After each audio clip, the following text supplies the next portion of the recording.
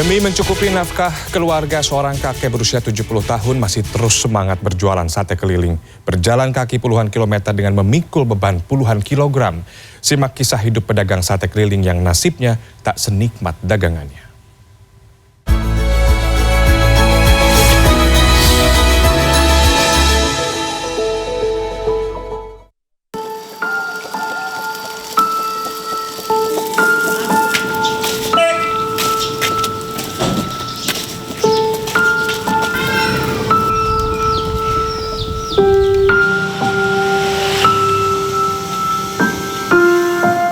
Allah mah nggak tentulah juga di mana aja jalannya.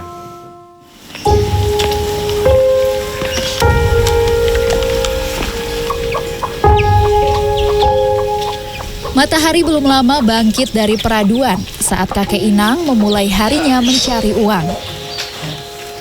Tak terhitung berapa langkah yang ia tempuh. Sudah 40 tahun kakek Inang berjualan sate ayam keliling. Usianya kini 70 tahun. Namun raut wajahnya masih terlihat penuh semangat. Setiap hari kakek Inang menyusuri gang sempit hingga jalan raya di kawasan Cilebut, Bogor, Jawa Barat. Dengan optimis, ia selalu berharap dagangannya hari ini laris manis. Berjualan sate keliling bukan profesi pertamanya. Ia pernah merantau ke berbagai kota di Indonesia, menjajakan kue hingga memanggul menjual kasur. Namun baginya paling cocok berdagang sate ayam keliling. Meski begitu, pengalaman pahit saat berkeliling menjual sate pernah ia rasakan. Dipalak 2 kali. Pak, tuker uang deh. Berapa duit? 500.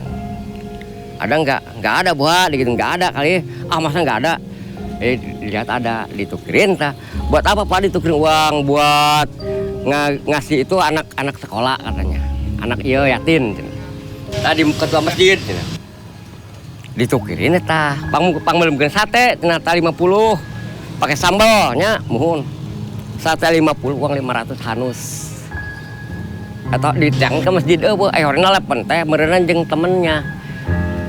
Satu kali lagi didinya tah di jabatan 3, jabatan 2. 300.000.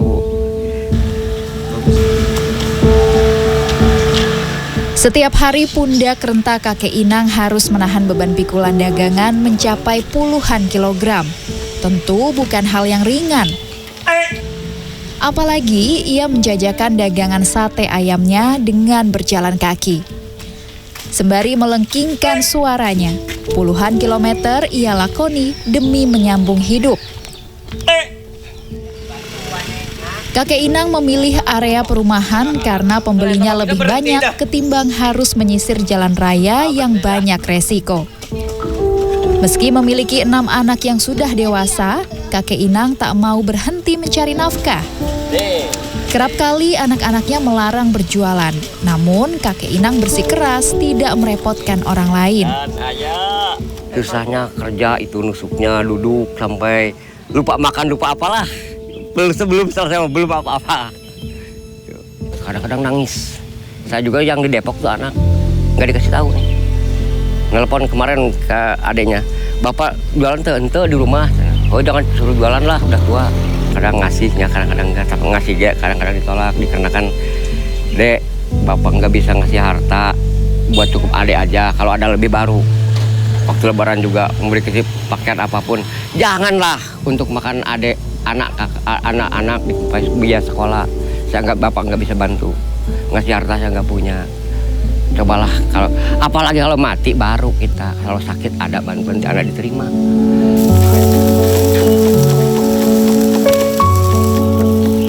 Pendapatan dari berjualan sate ayam tidak menentu, 200 hingga 500 ribu rupiah setiap harinya.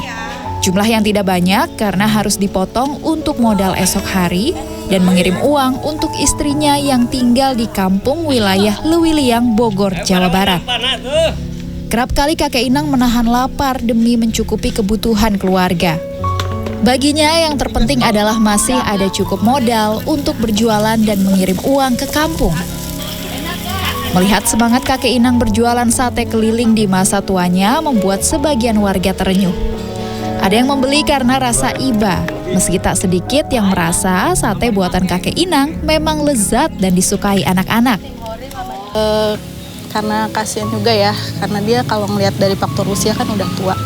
Sekalian kita bantu kakeknya. Kalau menurut aku sih dia semangat banget ya. Kalau setiap ditanya, gimana Pak jualannya, rame apa enggak? Dia sih bilang selalu, alhamdulillah. Jadi kalau aku lihat dia tuh semangat banget gitu buat jualan. Selalu bersyukur intinya gitu. Si bapaknya kesian, udah tua juga. Jadi saya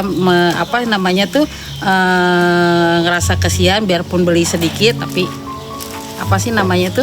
ngebantu juga gitu. Karena dia udah tua juga, masih semangatnya masih dia mau gitu kan, nggak kayak yang orang-orang lain gitu kan, masih muda tapi tetap aja dia ngamen si bapak kan semangatnya 45. Tidak ada pedagang yang ingin jualannya tidak laku termasuk kakek Inang. Apalagi bahan makanan daging sate ayam yang tersisa tidak mungkin kembali dijual esok hari.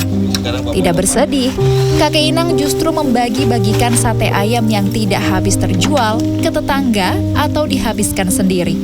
Karena itulah, kadangkala kakek Inang mesti berhutang untuk modal dan baru melunasinya ketika dagangannya laris. Di kontrakan sederhana ini, kakek Inang tinggal bersama anak bungsu dan menantunya yang juga berjualan sate ayam keliling.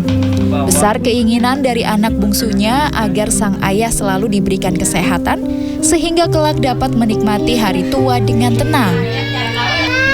Pulangnya ini bawanya banyak mulu, nggak mau dikit gitu. Kadang kalau nggak habis, kasihan lihatnya. Itulah, nggak ada yang bantuin. Ya pengen tapi nggak bisa bantuinnya apa. Paling doa yang paling pada sehat semua. Inang sudah berlangganan dengan pemasok daging ayam. Pagi hari saat daging ayam diterima, langsung diracik bersama menantu dan anak laki-lakinya yang tinggal tak jauh dari kontrakannya. Bagi pria asli Bogor ini tak mengapa harus bekerja dari pagi hingga sore hari di tanah kelahirannya. Ia rela bersusah payah asalkan ada hasilnya meski tak seberapa. Tinggal jauh dengan istri membuatnya selalu rindu teman hidup yang senantiasa mendukungnya. Beruntung, sang istri sering datang menjenguk. Kadang-kadang tengah malam kalau nggak tidur nangis. Kepikirin anak dengan keluarga itu. Karena banyak nggak bisa ngasih apa-apa. Apa yang dikasihkan. Jangan pun buat ngasih anak, untuk kita juga susah. Gitu. Dari dulu tuh udah cita-cita. Kapan naik rukun 5 gitu kan ya. Usaha begini, nggak mungkin, tapi takdir Allah mah nggak tentulah. Sugan di mana aja jalannya. Dan begitu. Mudah-mudahan lah. Gitu Allah ngasih jalan sebaik mungkin untuk ngejalanin kebaikan. Rukun 5. Jadi tetap dijalani. Walaupun lelah misalkan pahit manis dijalanin. Nggak bakal nyerah, pantang pengorbanan buat keluarga.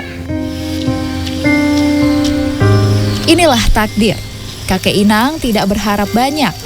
Semoga Tuhan masih memberi kesempatan dan kekuatan untuk mencari nafkah, sehingga bisa membuat keluarganya tersenyum bahagia.